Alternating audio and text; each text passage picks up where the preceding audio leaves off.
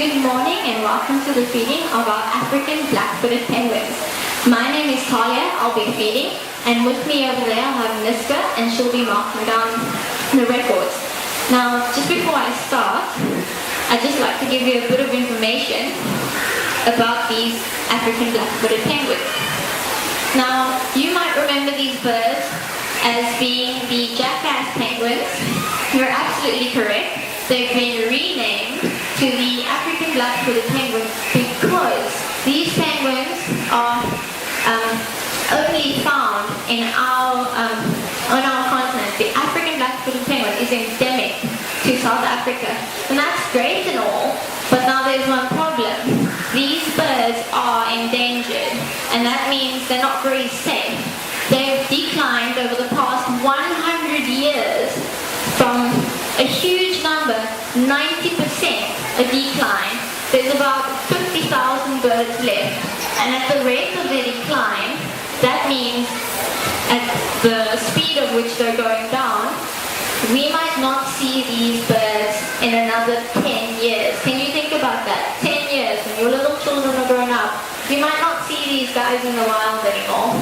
You might only see them here in the zoo or in an aquarium. And that's all fine and well for you maybe, but for us, we'd like to keep them going. Luckily for us, they do grow and they do breed very, very well in captivity. So on our beach, we have quite a few breeding pairs, and at the moment we actually have 4 breeding pairs, and there's about 6 to 8 eggs on this beach. There's about 2, 3, maybe 4 up there, maybe another one up there, and I think there's 2 over here as well. Now, what these penguins do is over the breeding season, which is from January to October, which we're in that little period right now, is they're monogamous, so they only have one partner for the rest of their lives. They don't want anyone else. Now they lay 2 eggs.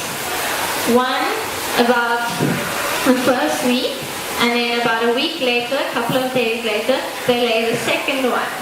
Now what happens is there's competition between those 2 eggs, and then when they grow up, those 2 chicks. One will grow quite fast, one will not grow as fast. So what we do, and I'm sure you've heard of them, is SANCCOB. There's an organization called SANCCOB which rescues and rehabilitates wild seabirds.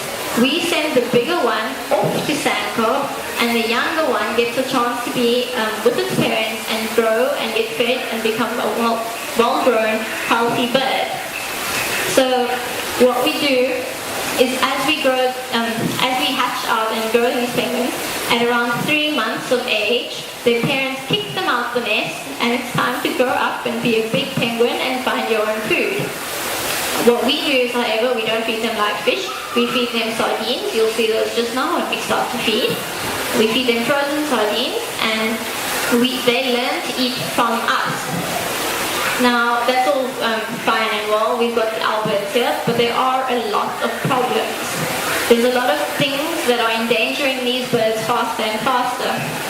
Things such as pollution.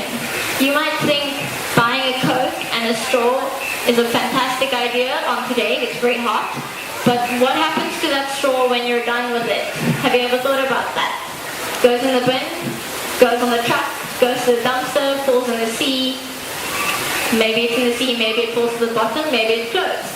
But these birds over here are very, very inquisitive.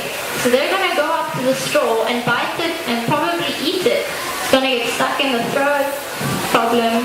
Could get stuck in the stomach, another problem. Could get stuck in the intestines, so that's another problem. Our best choice is to use biodegradable products. And I don't mean only for straws. I mean your detergents, your washing powder, your dishwashers, anything that uses something unfriendly. Even the plastic bag. We've got a campaign that's called Ban the Bag.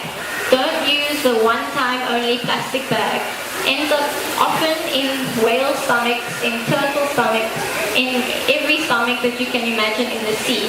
The plastic never goes away. It just becomes a little bit smaller, but it never really goes away. So what you can do then is there's something called a penguin promise. when the feed's over, there's a little board behind you down there. And for Penguin Promises, www.penguinpromises.org. What you can do is you can visit the site and then you can make a penguin promise, which is just something small to say you're helping the planet. Doesn't mean we want your money. It's just I'll pick up 2 pieces of litter or I won't use a plastic bag. Something very, very small. Another thing that's unfortunately harboring these penguins is the fact of overfishing. We all like to eat our little bit of sardine and our little bit of hake. Unfortunately, for them, it's not that great because the more we fish, the more we take away from their food. The less that they have food, the further they have to swim to get the food. And that might sound like a good idea, exercise, let's go for a good swim. But it's really not, because if you can imagine, here's their nest, and there's the big wide sea. They have a nest here with babies, and those babies need protection. What happens if they get too hot and they need to go for a swim, or they get really hungry and they need to go for a swim? They only have to leave the babies for about 5 minutes and something really horrible can happen. In other words, I don't have anything left. In other words, we need to stop the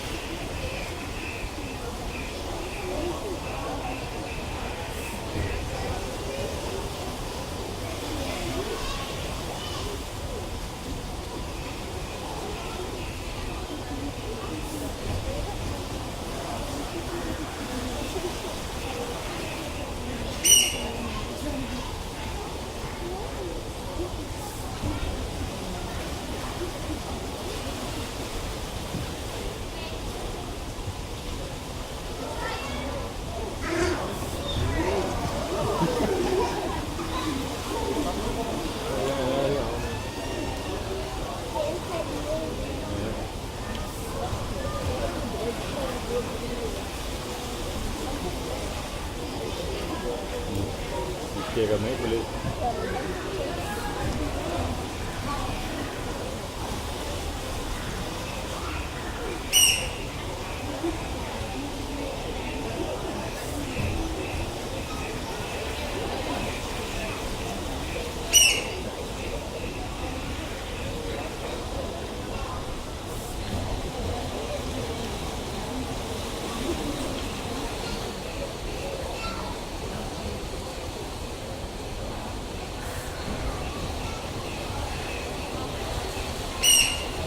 Jeg tænkte, at det ikke er så over.